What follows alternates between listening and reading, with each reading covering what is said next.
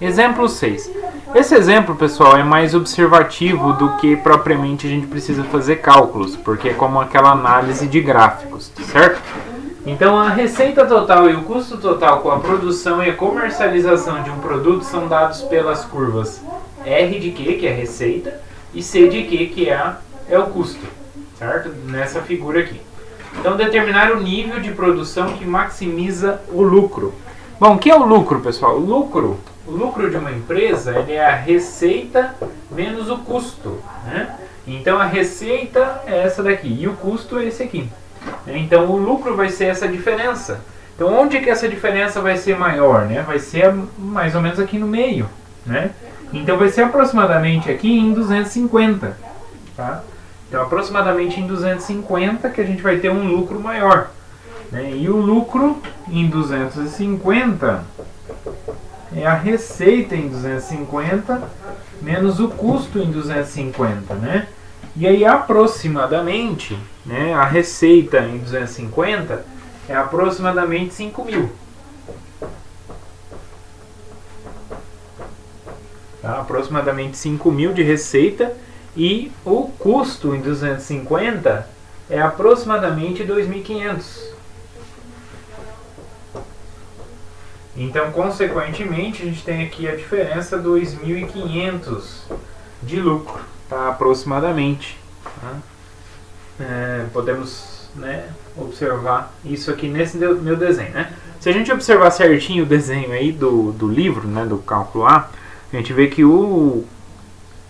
a receita, né, próximo de 250 já está ali em 3.000, né? Mas a gente colocou uma coisa próxima aqui, tá? Custo em 250, tá? 2.500, tá? Então depende muito, né, do tipo de gráfico, como é uma coisa, a análise é uma aproximação, né, uma aproximação bem, né, bem ali, né, dependendo da escala, né, como a gente está numa escala grande aqui, a aproximação fica com um erro muito grande, tá? Então só observando isso aqui.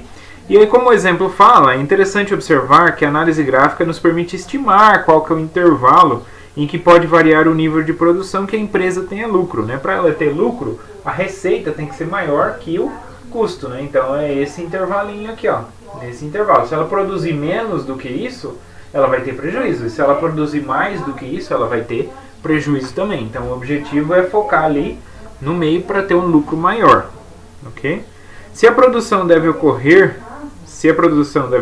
em lotes de 50 unidades, esse intervalo é de 100 a 350 unidades, né?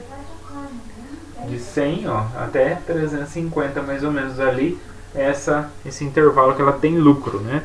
Também é interessante observar que o nível de produção correspondente ao lucro máximo e as curvas R e C têm tangentes paralelas, né? Quando ela tem lucro máximo, né? Então as tangentes são paralelas nesses dois pontos.